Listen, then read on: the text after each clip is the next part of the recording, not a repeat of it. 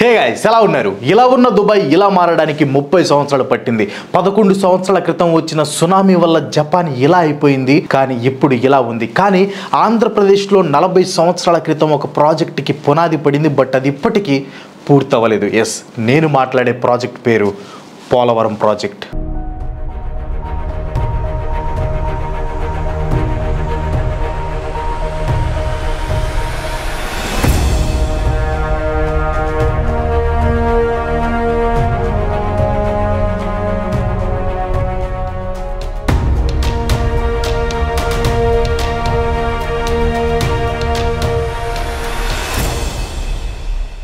యాక్చువల్గా ఈ video research and script వర్క్కి దాదాపు 4 రోజుల పైనే పట్టింది, అండ్ ఎడిటింగ్కి 3 డేస్ పైనే పట్టింది. ఓవరాల్గా ఈ ఒక్క వీడియో కోసం 7 డేస్ స్పెండ్ చేసాం. నా లైఫ్లో ఏ వీడియోకి కూడా అంత టైం స్పెండ్ చేయలేదు. చూడండి స్క్రిప్ట్ కూడా ఎన్ని పేజీలు ఉందో. సో వీడియోలో మీకు ఆ కష్టం కనిపిస్తే ప్లీజ్ ఒక లైక్ కొట్టి ఈ వీడియోని ఎక్కువ మందికి చేరేలాగా షేర్ చేయండి. అండ్ ఇలాంటి వీడియోస్ ఇంకా చేయడానికి నాకు సపోర్ట్ చేయాలనుకుంటే please do subscribe. Already subscribe చేస్తుంటే థ్యాంక్ యూ సో మచ్. ఎక్కడో మహారాష్ట్రలోని నాసిక్లో పుట్టిన గోదావరి నది రాష్ట్రాలు దాటుకుంటూ వచ్చినా కూడా ఆంధ్రప్రదేశ్ ప్రజలకి ఉపయోగపడకుండా వెళ్ళి బే ఆఫ్ బెంగాల్లో కలిసిపోతుంది. గోదావరి నది ఆంధ్రప్రదేశ్కి ఉపయోగపడాలి అనే ఉద్దేశంతో చేపట్టిన పోలవరం ప్రాజెక్ట్ ప్రపోజల్ 1941 అంటే దాదాపు 80 సంవత్సరాల క్రితం జరిగింది, బట్ ఇంతవరకు పూర్తి కాలేదు. కానీ ఇదే గోదావరి నది తీరాన దీనికంటే ఎక్కువ బడ్జెట్లో సైజులో పెద్దదైన కాళేశ్వరం ప్రాజెక్ట్ని కట్టడానికి కేవలం 4 సంవత్సరాలు మాత్రమే పట్టింది. ప్రభుత్వాలు మారుతున్నాయి, పోలవరం కోసం కేటాయించిన బడ్జెట్ పెరుగుతుంది, బట్ పోలవరం మాత్రం ఒక కొలిక్కి రావడం లేదు. సో ఈరోజు వీడియోలో పోలవరం గురించి పూర్తి details, like Polavaram timeline, పొడిగించిన డెడ్ లైన్స్, పోలవరం వల్ల నష్టాలు, లాభాలు, కాళేశ్వరం ప్రాజెక్ట్ చూసి ఏం నేర్చుకోవచ్చు, అన్నిటికంటే ముఖ్యంగా ఎందుకు పోలవరం కట్టడానికి ఎంత లేట్ అవుతుంది అనేది తెలుసుకుందాం. వీడియో చాలా పెద్దది, సో చూడటానికి ట్రై చేయండి, మంచి ఇన్ఫర్మేషన్ ఉంటుంది. పోలవరం ప్రాజెక్ట్ అనేది మిగతా ప్రాజెక్ట్స్ లాగా కాదు, అది ఎందుకో మీకు వీడియోలోకి వెళ్ళాక అర్థమవుతుంది. పోలవరం టైం లైన్ గురించి తెలుసుకునే ముందు పోలవరం ప్లానింగ్ గురించి, డిజైన్ గురించి కొంచెం బ్రీఫ్గా తెలుసుకుందాం. మనకి ఇండియాలో కొన్ని ప్రదేశాల్లో అతివృష్టి ఉంటే ఇంకొన్ని ప్రదేశాల్లో అనావృష్టి ఉంటుంది. అంటే ఒక దగ్గర అవసరానికి మించి వర్షాలు పడితే ఇంకో దగ్గర కనీస వర్షాలు పడవు. అందుకే మన దేశంలో రైతులు ఎక్కువగా నదుల నుంచి వచ్చే నీటి మీద ఆధారపడతారు, ముఖ్యంగా తెలుగు రాష్ట్రాల రైతులు. మన తెలుగు రాష్ట్రాల్లో ప్రవహించేది కృష్ణా నది, ఇంకా గోదావరి. కృష్ణా నది మీద ఇప్పటికే శ్రీశైలం డ్యామ్, ప్రకాశం బ్యారేజ్, నాగార్జున సాగర్ డ్యామ్ ఉన్నాయి. కానీ మనకి గోదావరి మీద ఎక్కువ డ్యామ్స్ లేవు. దానివల్ల మనకి చాలా ఉపయోగపడే గోదావరి నీరు ఎటు కాకుండా వెళ్ళి సముద్రంలో కలిసిపోతుంది. ఈ గోదావరి నీటిని కూడా ఆంధ్రప్రదేశ్ ప్రజలకి అందించాలి అనే ఉద్దేశంతో తీసుకువచ్చిన ప్రాజెక్టే పోలవరం ప్రాజెక్ట్. ఇంకా Polavaram technical details, design and planning విషయానికి వస్తే ఈ డ్యామ్ని కట్టడానికి గల మెయిన్ కారణం గోదావరి నది నుంచి 800 బిలియన్ క్యూబిక్ ఫీట్ల నీటిని కృష్ణా నదిలోకి డైవర్ట్ చేయటం. ఈ ప్రాజెక్ట్లో పార్ట్ అయిన రిజర్వాయర్ లైవ్ వాటర్ కెపాసిటీ వచ్చేసరికి 752 cubic feet, gross storage capacity వచ్చేసరికి 19,460 క్యూబిక్ ఫీట్. కన్స్ట్రక్షన్ లో మెయిన్ పార్ట్ వచ్చేసి earth cum rock fill dam. దీని ఎత్తు వచ్చేసి 2,454 మీటర్లు. వాటర్ ని స్టోర్ చేసే రిజర్వాయర్ లెవెల్ వచ్చేసి 150 ఫీట్ అండ్ రిజర్వాయర్ కి 48 గేట్స్ ఉంటాయి. ఇక్కడ ఒక హైడ్రో పవర్ ప్లాంట్ ని కూడా కడుతున్నారు. దీంట్లో 12 క్యాప్ ప్లాంట్ టర్బైన్స్ ఉంటాయి. ఒక్కొక్క దాని కెపాసిటీ వచ్చేసి 80 మెగావాట్. పోలవరం ని వెస్ట్ గోదావరి జిల్లా పోలవరం మండలంలోని రామయ్యపేట విలేజ్ కి దగ్గరలో కడుతున్నారు. పోలవరం డిజైన్ బాగా కాంప్లికేటెడ్ డిజైన్, సో నేను సింపుల్ గా ఎక్స్ప్లెయిన్ చేయడానికి ట్రై చేస్తాను. చూడండి, అందరూ సింపుల్ గా ఇది ఒక పెద్ద డ్యామ్ లేదా ఒక పెద్ద ప్రాజెక్ట్ అనుకుంటారు, కానీ అంత సింపుల్ కాదు. పోలవరం ప్రాజెక్ట్ అన్ని ప్రాజెక్ట్స్ లాగా కాదు అని ఇందాకే చెప్పాను. దానికి కారణం ఏంటంటే అన్ని డ్యామ్స్ ని నదికి అడ్డంగా కడితే పోలవరం ని మాత్రం గోదావరి నది పక్కన రైట్ సైడ్ లో కడుతున్నారు. దీనికి కారణం ఏంటంటే ముందు పోలవరం కట్టాలనుకున్న ప్లేస్ లో ఇసుక ఎక్కువగా ఉంటుంది. 40 అడుగులు తవ్వినా కూడా అక్కడ ఇసుక రావటం ప్లస్ గోదావరి నది ఎప్పుడు నీటితో నిండి ఉండటంతో ప్రాజెక్ట్ ని నదికి అడ్డంగా కాకుండా నదికి రైట్ సైడ్ నుంచి కట్టుకుంటూ రావాలి అని డిసైడ్ అయ్యారు. నదికి రైట్ సైడ్ కట్టడం అంటే అది ఈజీ అనుకుంటారేమో, అస్సలు కాదు. కాదు, ఎందుకో ప్రాజెక్ట్ ప్లాన్ చూశాక మీకే అర్థమవుతుంది. గైస్, వీడియో కంటిన్యూ చేసే ముందు మీకు తెలుసా, ఇండియాలో job listings for data science 29% increase అయింది. 2026 నాటికి డేటా సైంటిస్టులకి గ్లోబల్ డిమాండ్ 200% పెరగనుంది. ప్రెసెంట్ డేటా సైన్స్ అనేది బూమింగ్ టెక్నాలజీ, చాలా డిమాండ్ ఉన్న జాబ్ ప్రొఫైల్ అనమాట. ఇన్ కేస్ మీరు కూడా మీ కెరియర్ని డేటా సైన్స్లో బిల్డ్ చేద్దాం అనుకుంటే మీకు ఓడిన్ స్కూల్స్ బూట్ క్యాంప్ని సజెస్ట్ చేస్తాను. ఇది live instructor led boot camp, mock interviews ఉంటాయి, డెడికేటెడ్ జాబ్ అప్లికేషన్ పోర్టల్ ఉంటుంది. బెస్ట్ పార్ట్ ఏంటంటే అంత ప్రాజెక్ట్ బేస్డ్ లెర్నింగ్ ఉంటుంది. 10 days రీఫండ్ పాలసీ కూడా ఉంది. అంటే ఎన్రోల్ అయిన 10 days లోపు మనకి ఎన్ని సెట్ కాదురా సీనా అనుకుంటే ఈ అమౌంట్ని మీరు రిఫండ్ తీసుకోవచ్చు. నెక్స్ట్ బ్యాచ్ వచ్చేసి April 27న స్టార్ట్ అవబోతుంది. వీళ్ళకి 500కి పైగా హైరింగ్ పార్ట్నర్స్ ఉన్నారు అండ్ 4000కి పైగా యాక్టివ్ లెర్నర్స్ కూడా ఉన్నారు. చాలా సక్సెస్ఫుల్ స్టోరీస్ కూడా మీరు ఇక్కడ చూడొచ్చు. ఇన్ కేస్ మీకు డేటా సైన్స్లో ఇంట్రెస్ట్ ఉంటే ఈ ఫామ్ని ఫిల్ చేసేయండి, వాళ్ళే మీకు కాల్ చేస్తారు. దీనికి సంబంధించిన లింక్ కింద డిస్క్రిప్షన్లో ఉంది. ఇంట్రెస్ట్ ఉన్న వాళ్ళు ఒకసారి చెక్ చేయండి. సో ఈ ప్రాజెక్ట్లో మెయిన్గా 3 కాంపోనెంట్స్ ఉంటాయి. ఫస్ట్ వచ్చేసి spillway, second one earth cum rock fill dam and third one canals. ముందుగా స్పిల్వేని మెయిన్ డ్యామ్ అని కూడా అంటారు. దీనిని నదికి రైట్ సైడ్లో ఉన్న కొండల్ని పడగొట్టి కడతారు. పోలవరం స్పిల్వే వచ్చేసరికి 1.8 కిలోమీటర్స్ పొడవు ఉంటుంది. దీంట్లో 48 గేట్స్ ఉంటాయి. రిజర్వాయర్ లో స్టోర్ అయి ఉన్న నీటిని వదలడానికి ఈ స్పిల్వే గేట్స్ ని తీస్తారనమాట. స్పిల్వే లేదా మెయిన్ డ్యామ్ గోదావరి నదికి రైట్ సైడ్ లో ఉంటుంది కాబట్టి నది ప్రవాహాన్ని స్పిల్వే వైపు డైవర్ట్ చేయడానికి ఈ స్పిల్వేకి అప్ స్ట్రీమ్ లో డౌన్ స్ట్రీమ్ లో కెనాల్స్ ని తవ్వుతారు. అప్ స్ట్రీమ్ అంటే నది ప్రవాహానికి ఆపోజిట్ డైరెక్షన్, డౌన్ స్ట్రీమ్ అంటే నది ప్రవాహం వెళ్లే డైరెక్షన్. కెనాల్స్ ని తవ్విన తర్వాత వాటిని గోదావరి నదికి కనెక్ట్ చేస్తారు. అంటే గోదావరి నీటిని స్పిల్వేలోని ఒక ఛానల్ ద్వారా మళ్లించి అక్కడ స్టోర్ చేశాక మళ్ళీ ఇంకో ఛానల్ ద్వారా ఆ నీటిని రిలీజ్ చేస్తారు. రైట్ సైడ్లో ఈ స్పిల్వే కట్టి ఛానల్స్ని తవ్విన తర్వాత లెఫ్ట్ సైడ్లో అంటే గోదావరి నదిలో ఎర్త్ కమ్ రాక్ ఫిల్ డ్యామ్ని కడతారు. నది ప్రవాహానికి అడ్డంగా earth cum rock fill dam లేదా ECRF డ్యామ్ అనేది ఉంటుంది. దీని పని ఏంటంటే వరదలు వచ్చినప్పుడు నీటిని అడ్డుకుంటుంది. ఇది కొంచెం కన్ఫ్యూజింగ్ గా ఉంటుంది, జాగ్రత్తగా వినండి. ఇప్పుడు గోదావరి నదిని డైవర్ట్ చేసి స్పిల్వేలోకి నీళ్లు పంపించారు, బాగానే ఉంది. కానీ వరదలు హెవీ ఫోర్స్ తో వచ్చినప్పుడు నీళ్లు స్పిల్వేలోకి డైవర్ట్ అవ్వకుండా స్ట్రైట్ గా నార్మల్ రూట్ లో వెళ్ళిపోతాయి. సో ఇలా జరగకూడదు అనే ఉద్దేశంతో ECRF డ్యామ్ ని కడతారు. సింపుల్ గా చెప్పాలంటే ECRF డ్యామ్ అనేది గేట్లు ఉండని ఒక గోడ. ECRF డ్యామ్ పొడవు వచ్చేసి 3 కిలోమీటర్స్ ఉంటుంది. ప్రవహించే గోదావరి నదిలో ECRF డ్యామ్ కట్టడం అనేది చాలా కష్టం. నీళ్లు ఆపితేనే ECRF డ్యామ్ ని కట్టగలం. సో ఇక్కడ ఏం చేస్తారంటే 2 కాఫర్ డ్యామ్స్ ని కడతారు. కాఫర్ డ్యామ్స్ అనేవి టెంపరరీ డ్యామ్స్ అన్నమాట. వీటిని నదికి అప్ స్ట్రీమ్ లో ఒకటి, నదికి డౌన్ స్ట్రీమ్ లో ఒకటి కడతారు. ఇవి నీళ్లు రాకుండా ఆపేస్తాయి. నీళ్లు రాకుండా ఆపేస్తాయి అంటే అర్థం గోదావరి నది పూర్తిగా ఆగిపోతుందని కాదు. ఈ coffer dams plus ECRF dam కట్టే టైంలో ఏమవుతుందంటే నది నీరు అంతా స్పిల్వే ద్వారా పాస్ అవుతాయి. ఈ పాయింట్ గుర్తుపెట్టుకోండి, చాలా ఇంపార్టెంట్, ఎందుకో తర్వాత చెప్తాను. సో ఇక్కడ మీకు ఒక డౌట్ రావచ్చు, అప్ స్ట్రీమ్ లో నది నీళ్లు ప్రవహిస్తూ వస్తాయి కాబట్టి కాఫర్ డ్యామ్ కట్టారు, ఓకే. మరి డౌన్ స్ట్రీమ్ లో కాఫర్ డ్యామ్ ఎందుకు కట్టారు? డౌన్ స్ట్రీమ్ లో ఇసుక ద్వారా నీళ్లు పైకి లేదా వెనక్కి పోకుండా ఉండటానికి డౌన్ స్ట్రీమ్ లో కూడా ఒక కాఫర్ డ్యామ్ ని కడతారనమాట. ఈ కాఫర్ డ్యామ్లు 2 కట్టిన తర్వాత వీటి మధ్యలో ECRF డ్యామ్ ని కడతారు. గోదావరి కింద ఇసుక నేల కాబట్టి డైరెక్ట్ గా ECRF డ్యామ్ ని కట్టలేరు. దీనికోసం ఒక గట్టి ఫౌండేషన్ వాల్ ని కడతారు. ఈ వాల్ పేరు డయాఫ్రామ్ వాల్. కాఫర్ డ్యామ్స్ నీటిని ఆపేశాక అక్కడ ఉన్న ఇసుకని తవ్వుతారు. ఎక్కడ వరకు తవ్వుతారంటే ఇసుకంతా అయిపోయి రాతి నేల తగిలే వరకు తవ్వి ఆ రాతి నేలలో ఎక్స్ట్రా 10 అడుగులు తవ్వుతారు. ఈ తవ్విన మొత్తం హోల్ ని కాంక్రీట్ తో నింపేస్తారు. దీనినే ఫౌండేషన్ వాల్ లేదా డయాఫ్రామ్ వాల్ అంటారు. ఈ వాల్ మీద ECRF డ్యామ్ ని కడతారు. ఈ ECRF డ్యామ్ కి లెఫ్ట్ సైడ్ లో హైడ్రో ఎలక్ట్రిక్ పవర్ ప్లాంట్ ని నిర్మిస్తారు. గోదావరి ప్రవాహాన్ని వాడుకొని ఈ ప్లాంట్ నుంచి ఎలక్ట్రిసిటీని ప్రొడ్యూస్ చేస్తారు. ECRF డ్యామ్ పూర్తయిన తర్వాత డ్యామ్ కి రైట్ సైడ్ లో ఒక కెనాల్, లెఫ్ట్ సైడ్ లో ఒక కెనాల్ తవ్వుతారు. 174 కిలోమీటర్లు ఉండే ఈ రైట్ సైడ్ కెనాల్ గోదావరి నీటిని కృష్ణా నదిలో కలుపుతుంది. సో ఈ కెనాల్ రూట్ లో ఉన్న ఊర్లు పంటలకి నీరు లభిస్తాయి. సేమ్ ఇంతే డ్యామ్ లెఫ్ట్ సైడ్ లో ఇంకో కెనాల్ ని తవ్వుతారు. 188 కిలోమీటర్లు ఉండే ఈ కెనాల్ గోదావరి నీటిని విశాఖపట్నం వరకు తీసుకుని వెళ్తుంది. సో బేసిక్ గా ఇది పోలవరం డిజైన్. ఇంకా చాలా కాంప్లికేటెడ్ గా ఉంటుంది. మీకు అర్థం అవ్వాలని నేను సింపుల్ గా చెప్పాను. ఇప్పటికీ చాలా మంది కన్ఫ్యూజన్ ఉండొచ్చు. సో గోదావరి నదిలో డ్యామ్ కట్టడం అనేది అంత ఈజీ అయితే కాదు. కానీ మరీ 80 సంవత్సరాలంటే ఆలోచించాల్సిన విషయమే.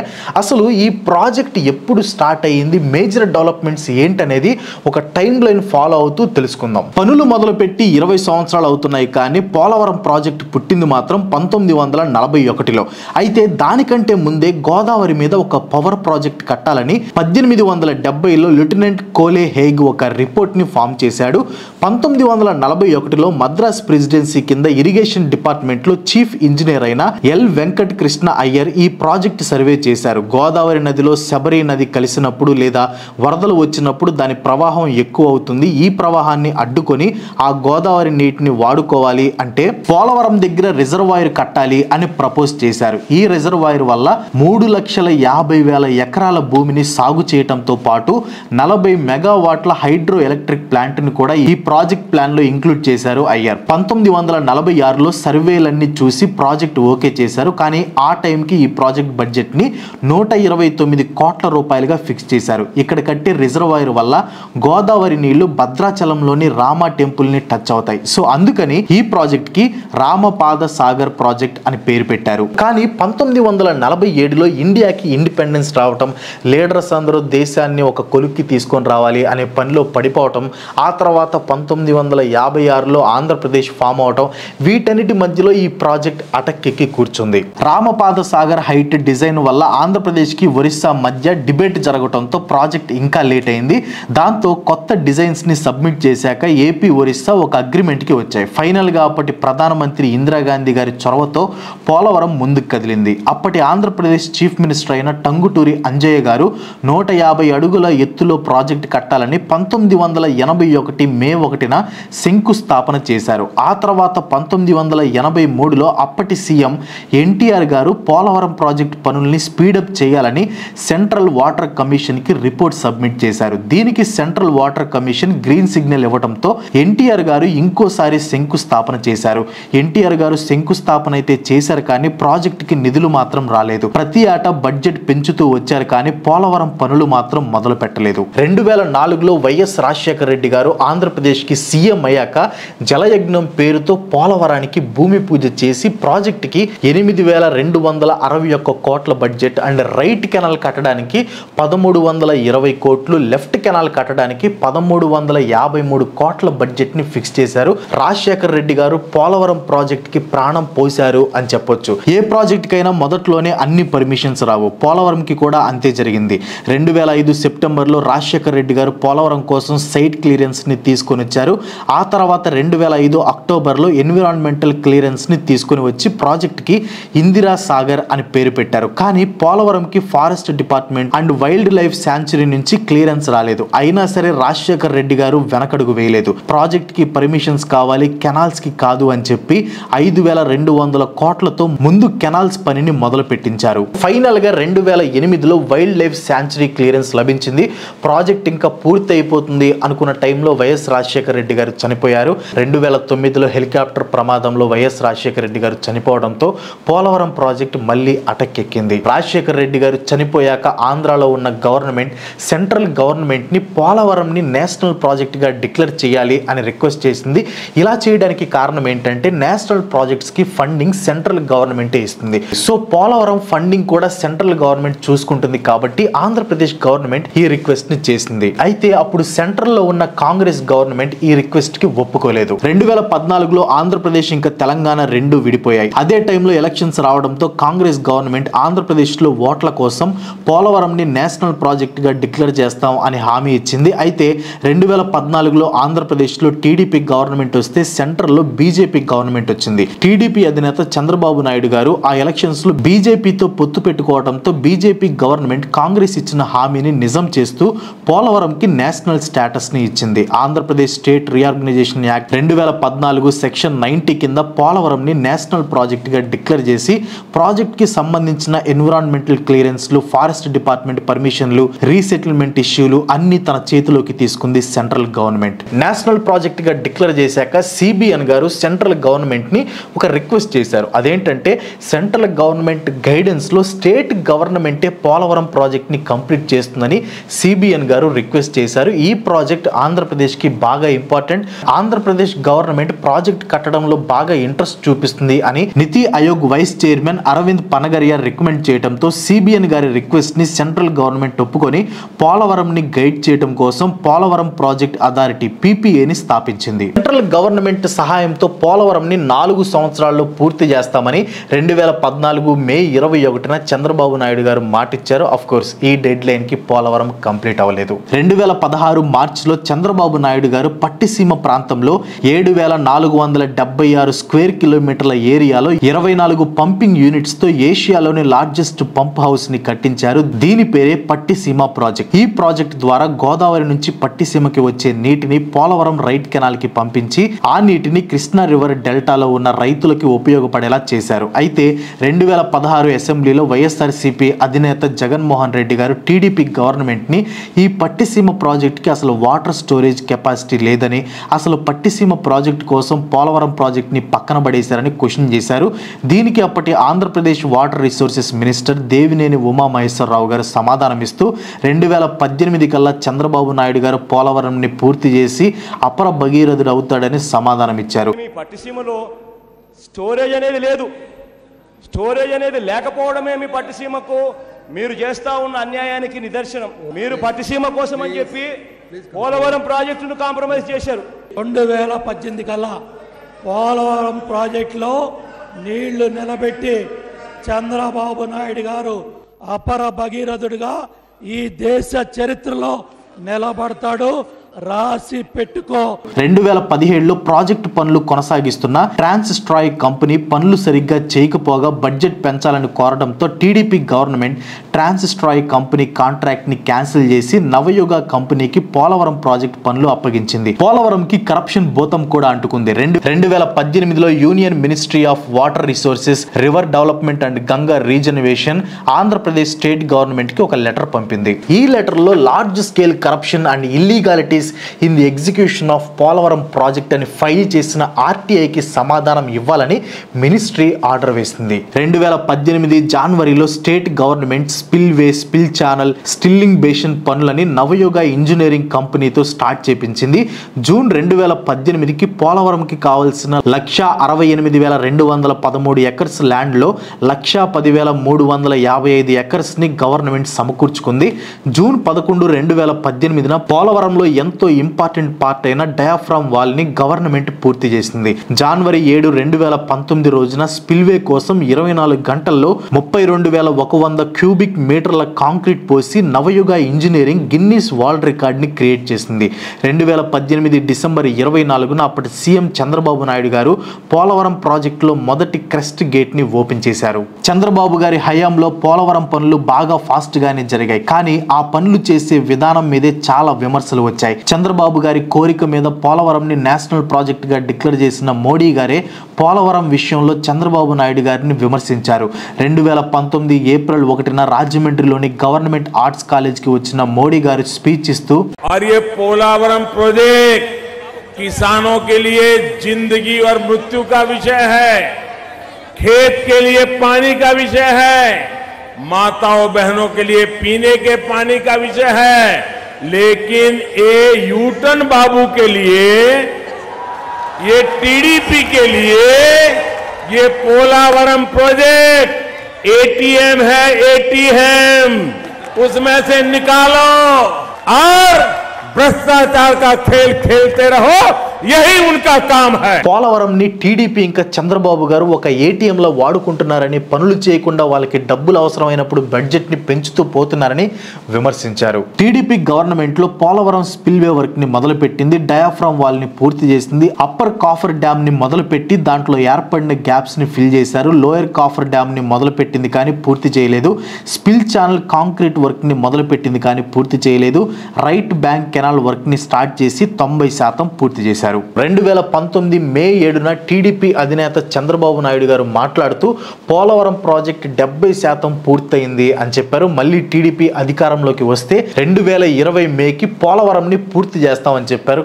2020 100% ఎట్టి పరిస్థితి చేయాలి, నో సెకండ్ థాట్. కానీ అవి రెండు జరగలేదు.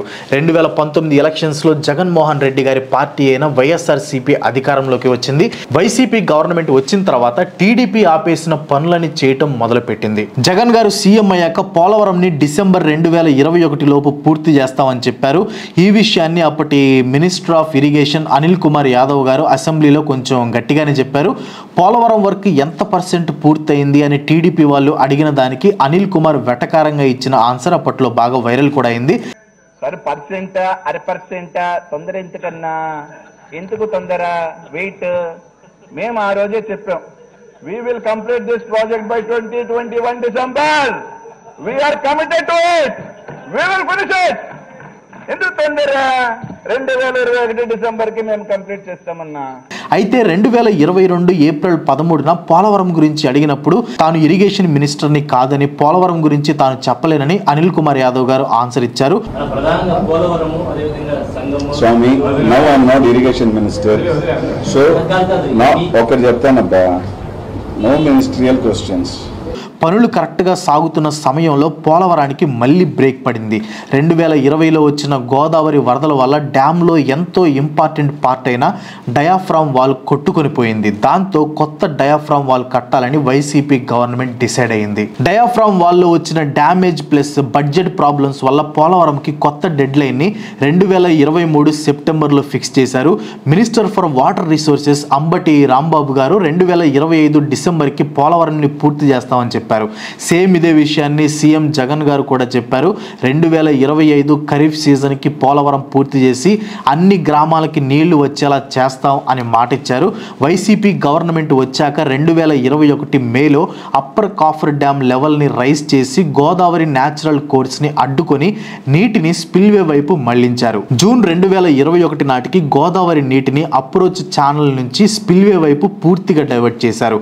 2022 జనవరి 31 అప్పర్ కాఫర్ డ్యామ్ ని పూర్తి చేశారు. 2022 జూన్ 30 నాటికి మొత్తం 48 గేట్లని పూర్తిగా నిలబెట్టి రిజర్వాయర్ లో నీరు నిలిచేలా చేశారు. ఫిబ్రవరి 17, 2023న లోయర్ కాఫర్ డ్యామ్ ని పూర్తి చేశారు. 2020లో వచ్చిన వరదల దెబ్బకి డ్యామేజ్ అయిన డయాఫ్రామ్ వాల్ ని మార్చి 5, 2023లో ఇన్వెస్టిగేషన్ చేసి మార్చి 8న వాల్ రిపేర్ ని మొదలుపెట్టారు. సో ఇది పోలవరం మీద వివిధ గవర్నమెంట్లు చేసిన పనులు, ఆ గవర్నమెంట్ లోని నాయకులు ఇచ్చిన డెడ్ లైన్లు. అయితే ఎందుకు పోలవరం పనులు ఇంత పోస్ట్ పోన్ అవుతున్నాయి? ఇచ్చిన డెడ్ లైన్స్ డెడ్ అవుతున్నాయి, కానీ ఎందుకని డెడ్ లైన్ ని అచీవ్ చేయలేకపోతున్నారు? దీనికి కారణాలేంటి? పోలవరం డిలే అవడానికి చాలా కారణాలు ఉన్నాయి. వాటిల్లో ఒకటి ప్రాజెక్ట్ కట్టే ప్లేస్. గోదావరి నది మీద డ్యామ్ కట్టాలని సర్వే చేసినప్పుడు అది కట్టడానికి ఎక్కడ సరైన ప్లేస్ దొరకలేదు. ఫైనల్ గా పోలవరం కొండల్లో దీన్ని కట్టాలి అని డిసైడ్ అయ్యారు. కానీ 1941లో కొండల్లో కట్టే టెక్నాలజీ కానీ బడ్జెట్ కానీ లేకపోవడంతో ప్రాజెక్ట్ పోస్ట్ పోన్ అవుతూ వచ్చింది. పోలవరం ప్రాజెక్ట్ పోస్ట్ పోన్ అవడానికి బిగ్గెస్ట్ రీజన్ ఫినాన్స్. అసలు పోలవరం కట్టడానికి ఎంత ఖర్చు అవుతుంది, ఎంత ఖర్చు పెట్టారు అనేది ఒక పెద్ద మిస్టరీ. ఎందుకంటే గవర్నమెంట్ మారిన ప్రతిసారి బడ్జెట్ మారుతూ వచ్చింది. 1941లో ఈ ప్రాజెక్ట్ ని ప్రపోజ్ చేసినప్పుడు దీని బడ్జెట్ వచ్చేసరికి 129 కోట్ల రూపాయలు. ఆ తర్వాత 2004లో వైఎస్ గారు ఈ ప్రాజెక్ట్ ని మొదలుపెట్టినప్పుడు ప్రాజెక్ట్ బడ్జెట్ వచ్చేసి 10,151 కోట్ల రూపాయలని బడ్జెట్ ని ఫిక్స్ చేశారు. ఆ తర్వాత ఆంధ్రప్రదేశ్ తెలంగాణ డివైడ్ అయినప్పుడు ఆంధ్రప్రదేశ్కి ఉన్న లోటు బడ్జెట్ వల్ల పోలవరం ప్రాజెక్ట్ ని 29,027 కోట్ల రూపాయలకి పెంచారు. అయితే ఆ టైంలో పోలవరం ని నేషనల్ ప్రాజెక్ట్ గా డిక్లేర్ చేయడం వల్ల ఈ అమౌంట్ ని సెంట్రల్ గవర్నమెంట్ ఇవ్వడానికి ఒప్పుకుంది. 2017, 2018లో టీడీపీ గవర్నమెంట్ 47,725 కోట్లకి పెంచింది. వైసీపీ గవర్నమెంట్ వచ్చిన తర్వాత టీడీపీ ఫిక్స్ చేసిన ఈ 47,725 కోట్ల బడ్జెట్ మార్చేసింది. అప్పటి వరకు పోలవరం పనులను సాగిస్తున్న నవయుగ కంపెనీని క్యాన్సిల్ చేసి రివర్స్ టెండరింగ్ పద్ధతిలో పోలవరం ప్రాజెక్ట్ ని mega engineering and infrastructure limited కి అప్పగించింది.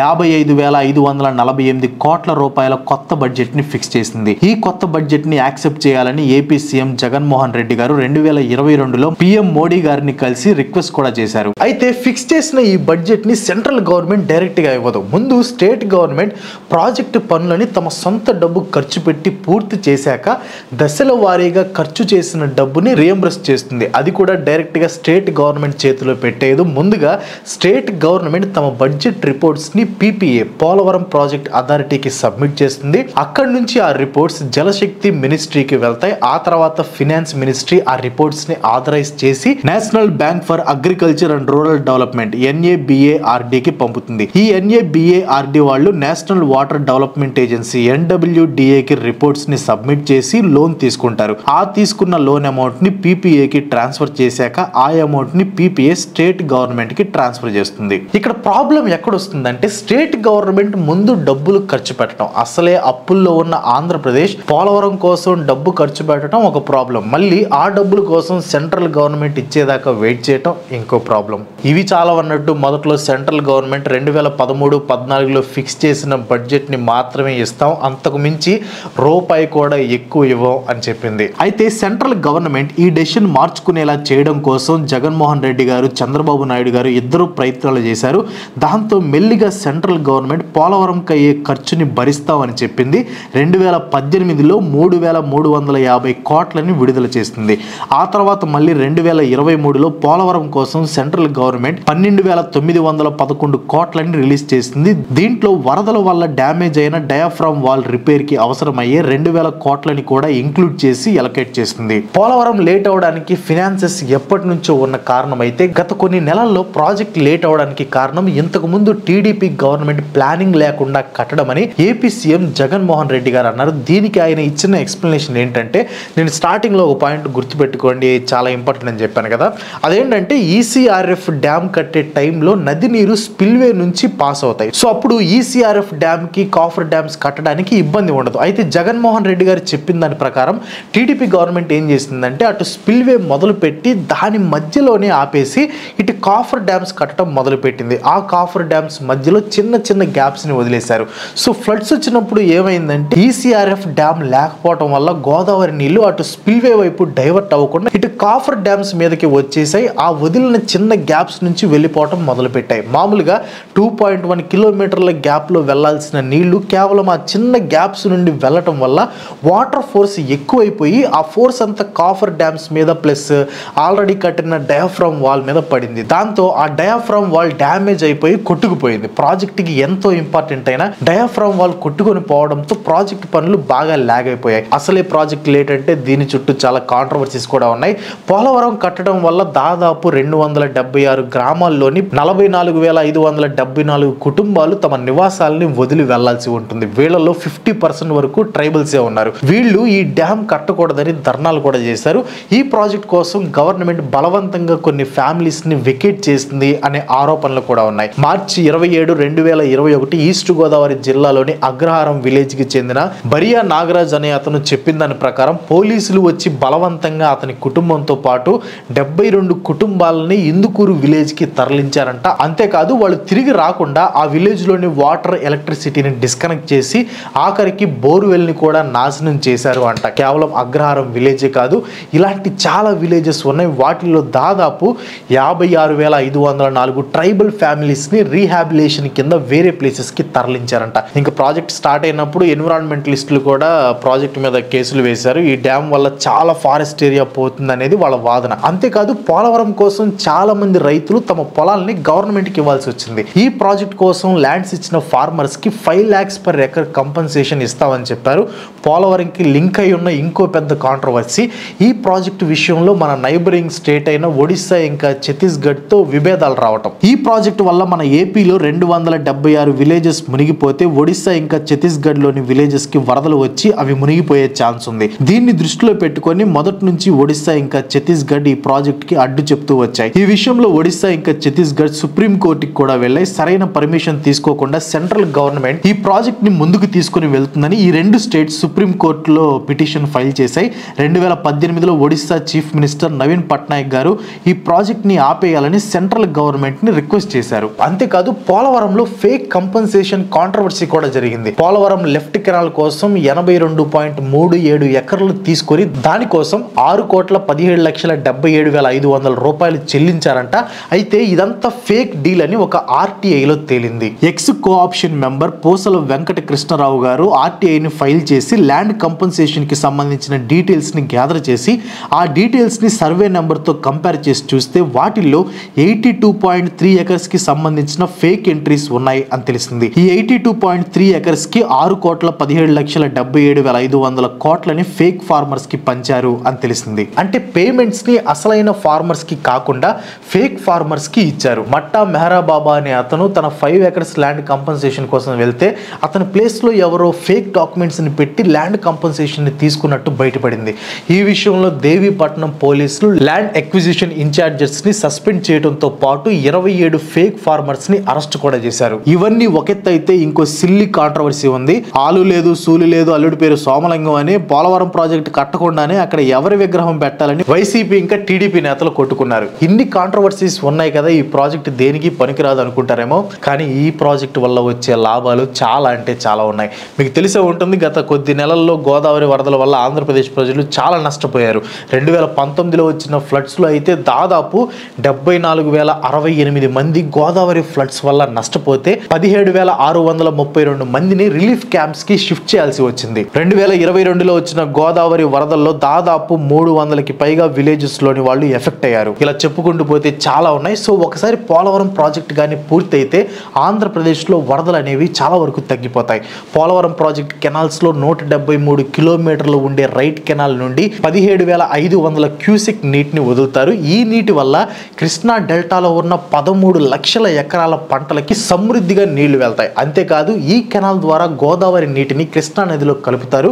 ఆ కలిపిన నీటిని రాయలసీమకి పంపుతారు. ఇంతకు ముందు కృష్ణా వాటర్ అన్ని ప్రాంతాలకి సరిపోయేది కాదు, కానీ పోలవరం పూర్తయితే గోదావరి నీటిని కృష్ణా నదిలో కలిపి ఆ నీటిని అన్ని ప్రాంతాలకి అందేలా చేయొచ్చు. ఇంకా 181 కిలోమీటర్లు ఉండే పోలవరం లెఫ్ట్ కెనాల్ నీటిని వైజాగ్ లో ఉన్న అన్ని ఇండస్ట్రియల్ పనులకి వాడుకోవచ్చు.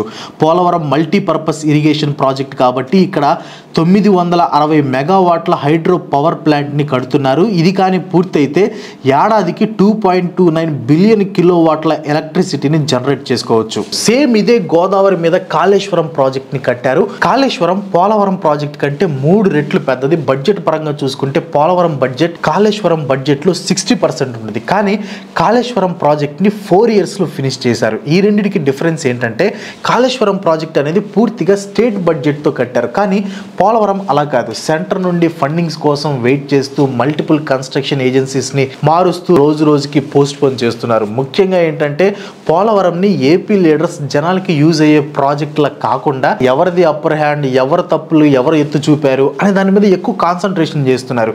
అలా కాకుండా ఒకసారి శ్రద్ధ పెట్టి ఈ పోలవరం ప్రాజెక్ట్ ని పూర్తి చేస్తే ఏడాదికి 2 పంటల్ని ఎటువంటి నీటి కొరత లేకుండా పండించడంతో పాటు ఆర్థికంగా కూడా ఆంధ్రప్రదేశ్ బాగా ఎదిగే ఛాన్స్ ఉంది. కానీ ఇప్పటికే మొత్తంగా దీని మీద దాదాపు 20,000 కోట్లని ఖర్చు చేశారు. అఫీషియల్గా 74% వర్క్ పూర్తయిందని డిక్లేర్ చేశారు. కానీ ల్యాండ్ అక్విజిషన్ అండ్ రీసెటిల్మెంట్ రీహాబిలేషన్ని చూసుకుంటే కేవలం 49.57% కంప్లీట్ అయింది. రీసెంట్గా కొత్త డెడ్ లైన్గా మార్చి 2026ని ఫిక్స్ చేశారు. అయితే స్టేట్స్ వాటర్ రిసోర్స్ డిపార్ట్మెంట్ చెప్పేదాని ప్రకారం ఆ డెడ్ లైన్ కూడా మిస్ అయ్యే ఛాన్స్ ఉందంట. ఏదేమైనా ఆంధ్రప్రదేశ్కి లైఫ్ లైన్గా పిలిచే పోలవరం ఈ డెడ్ లైన్స్ వల్ల లైఫ్ని కోల్పోతుంది. ఈసారి ఎలక్షన్స్ తర్వాత ఎవరు గెలిచినా పోలవరంని పూర్తి చేస్తారు అని ఆశిద్దాం. That's all for today. ఈ వీడియో మీకు ఎలా అనిపించిందో కింద కామెంట్స్లో చెప్పండి. నాకు తెలిసి లాస్ట్ వరకు చాలా తక్కువ మంది చూసుంటారు. ఈ వీడియో మీకు నచ్చితే లైక్ చేసి మీ ఫ్రెండ్స్ అండ్ ఫ్యామిలీకి షేర్ చేయండి. ఇలాంటి ఇన్ఫర్మేటివ్ వీడియోస్ నన్ను చూడాలనుకుంటే వెంటనే మన ఛానల్కి సబ్స్క్రైబ్ చేసుకోండి. ఇంకో మంచి వీడియోతో మళ్ళీ కలుసుకుందాం. మాత్రం సెలవు. Bye bye.